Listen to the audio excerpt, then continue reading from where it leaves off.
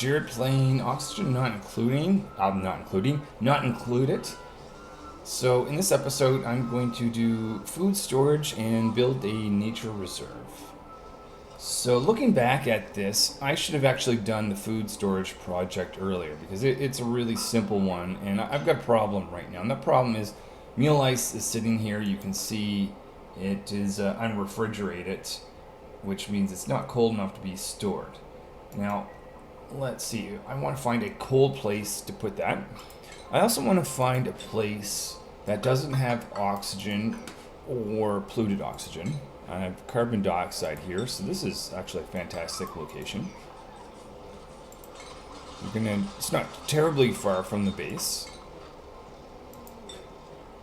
And I'm going to get them to store all the food at this location. So ideally, this will be more than minus 20. It's minus 23 or so right now. That's fantastic. Alright, so this is nearly complete, but some people are idle. So I'm going to start on the next project while they're putting the finishing touches on that. And that's going to be the nature reserve. So with the nature reserve, that has to be a room that has at least 4 wild plants. And when one of the duplicants walks through that, you're going to get a bonus of walking through the nature reserve. So, two things. One, I want to have this close to the base, and two, I want to be in a location where the duplicants are guaranteed to walk through at least once or twice a day. So the best way that that can be done is put it in front of a room that they're going to use all the time. It could be the bedroom or cots, could be the dining room or the toilets, but looking around, I see 5 plants here. Only need 4, but 5 will do.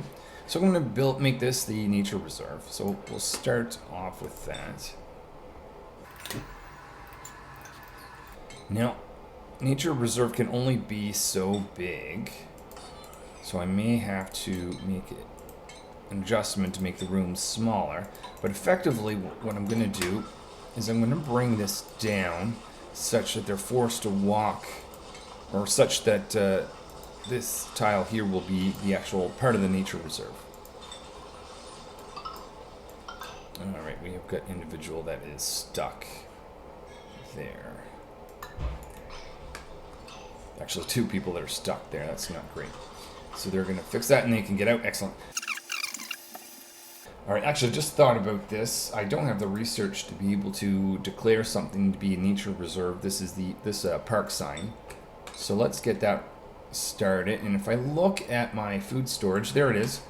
I'm going to put in my food source. So what I typically do here is I only include the food that I'm growing, because some of the other food that's staying around, well, things like muckroot doesn't actually get bad, but some of the other wild plants might be much farther away, and I don't want them to have to go all over the base just to throw it in there. So now that this is marked with meal ice, we should start seeing them pick this up and bring it up. That's a high priority task generally for them. So that's what's happening there, and research is still happening because that's also high priority. So I've got scientists with an upgrade. They're going to do field research. That's going to give them a science bonus, and I'm going to want to do field research soonish, I would suspect. Supply also has an upgrade. Between them and Rocket, I'm going to actually give Supply grilling because I'm worried about not having it cook in one of the future builds. Alright, so at this point, actually, do I have a nature reserve? Oh yeah, no, of course I don't, because we're still trying to research the sign to put there. But when I do, this is not going to travel down here. So what I'm going to want to do is I'm going to destroy that. I'm going to destroy this. Not too worried about food. I've got 32,000 calories, and I'm going to do a project to enhance the food situation soon.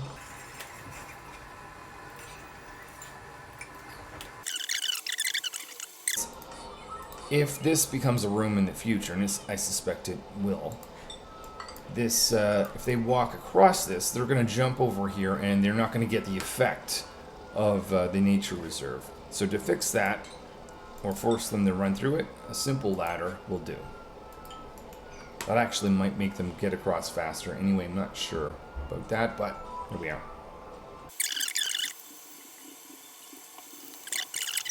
Look at the room overlay. There it is, nature reserve. Now, if we don't have 4 wild plants, it'll actually only be a park. But because it's a nature reserve, it's a +6. And when they go to bed or walk through this at any time, we'll get the morale bonus of +6. Alright, so we've got a little bit of spare time. So instead of working on the next project, just because of how I'm divvying this up in the videos, I'll just get them to start digging stuff out in preparation for some of the future projects.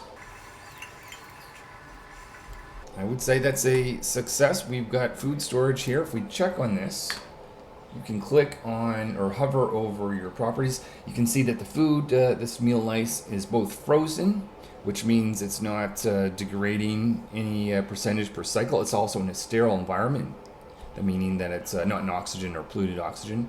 So it's going to be getting a 0 decrease every cycle, which means it's never going to go bad. So that is fantastic. And then our nature reserve, at the end of the day, they're going to be walking through this at least once a day. Well, actually twice a day, once in the morning, once in the evening, guaranteeing that they're going to get that nature reserve bonus. Perfect. I am going to call that a success. Actually, a little small change. Technically, this door here can be open as long as we know that there's no light bugs in this area. I'll see you in the next video.